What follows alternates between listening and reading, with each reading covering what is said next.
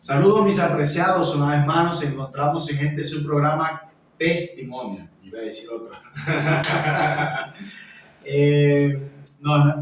Durante 3 programas hemos estado hablando con el pastor Rizer Gómez. Para aquellos que hoy se están conectando, el pastor Rizer Gómez conoció el mensaje adventista en un colegio adventista. No se bautizó en el colegio adventista, sino tiempo después, para el año 1991, tomó la decisión. 91 conoció los estudios bíblicos, recibió los estudios bíblicos por el pastor Orlando Rosales, y para marzo del 92 tomó la decisión de bautizarse. Está casado con la profesora Marixa, tiene 3 hijos, ya la mayor se casó, así que ya tiene 4 hijos ahora. Lo conocimos como pastor de iglesia cuando fue a estudiar. También nos habló de su desempeño dentro de la iglesia mientras era un laico. Escuchamos de que el Señor lo confirmó en ir a estudiar teología a través de una predicación, y él creyendo de que podía ayudarse con la carrera que ya tenía. Escuchó también una expresión del pastor Renato Mejía que le dijo: Dios no va a abrir las aguas hasta que entre en el mar. Y bueno, entró 4 años. Después de 4 años, en el año 2000 se graduó y se ha desempeñado en diferentes responsabilidades dentro del ministerio. Habíamos dicho, pastor, que quería que nos contara 2 cosas. Número 1, su familia. ¿Es adventista? Hoy, gracias a Dios, toda es adventista. Amén.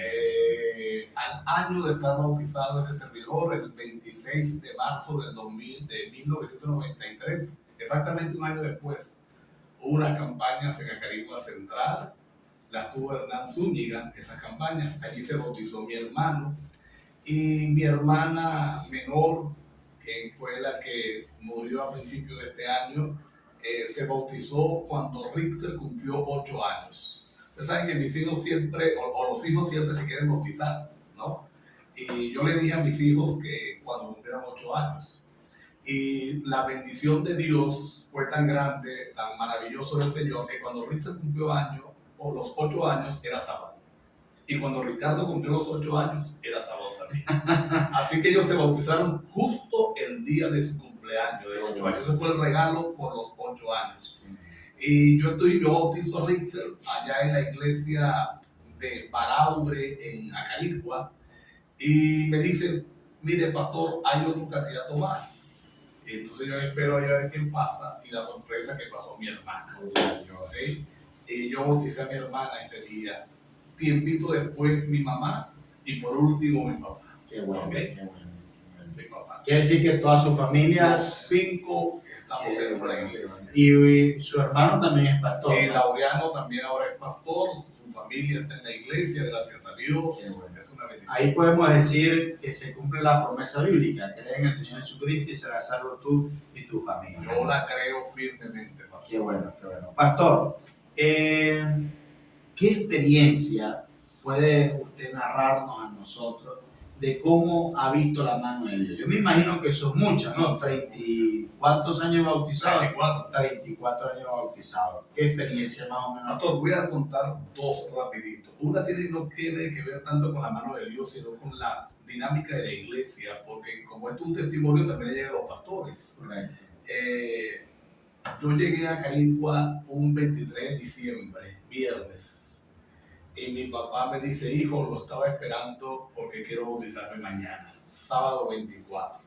Imagínense la emoción, ¿no? Él no me había comentado absolutamente nada, y yo hablo con él todos los días, pero no me ha dicho nada. Me lo dijo cuando llegué. Quería que fuera una sorpresa. Una sorpresa, y bueno, toda mi familia estaba emocionada, mi mamá, mis hermanos, todos emocionados. Y entonces, pero eso era otro campo, no era donde yo era pastor.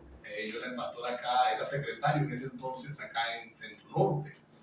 Y empiezo a llamar al presidente para pedirle permiso, y no lo localizo. El presidente de aquel campo. De aquel campo, que era el pastor Daniel González. Era Los Llanos. Y no localizo al pastor por ningún lado. En mi casa emocionados y yo angustiado, porque yo sabía que no podía ejercer un bautismo a menos que tuviera autorización. Correcto. Entonces el sábado amanece y dice mi mamá que están preparando la comida, todo alegre, invitando a la familia, etc. Y a mí se me ocurrió llamar al pastor Daniel Cabezas, que para ese entonces era el secretario ministerial. Y le cuento mi problema y el hombre me dice, pastor, yo voy a asumir la responsabilidad, está autorizado. Sin embargo, él localizó a Daniel y logró el pastor Daniel González autorizarme en la hora 11ª, gracias a Dios. Ahora, volviendo al testimonio de la mano de Dios, pastor. Rapidito. Yo vi la mano de Dios estudiando teología muchas veces, pero cuento una muy puntual.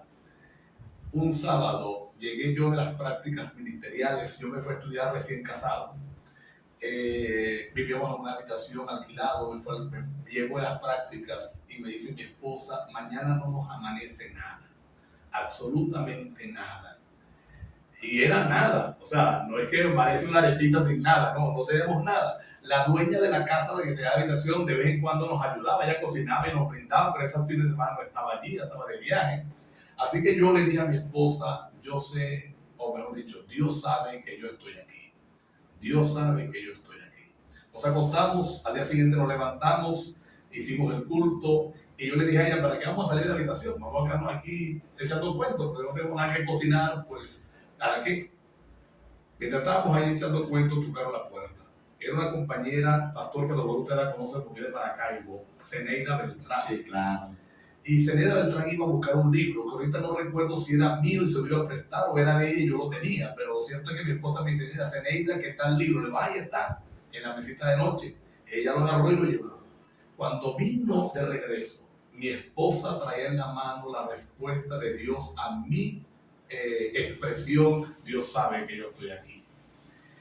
Había ocurrido un milagro, y ese milagro que había ocurrido era que cuando yo llegué, había un solo bastico en ese entonces donde se compraba, todos los estudiantes y todo el mundo compraba, solamente hay una bodeguita, no había como ahora que allí cerca del colegio hay de todo, hasta con venta de comida rápida. En ese entonces no, eso era desolado.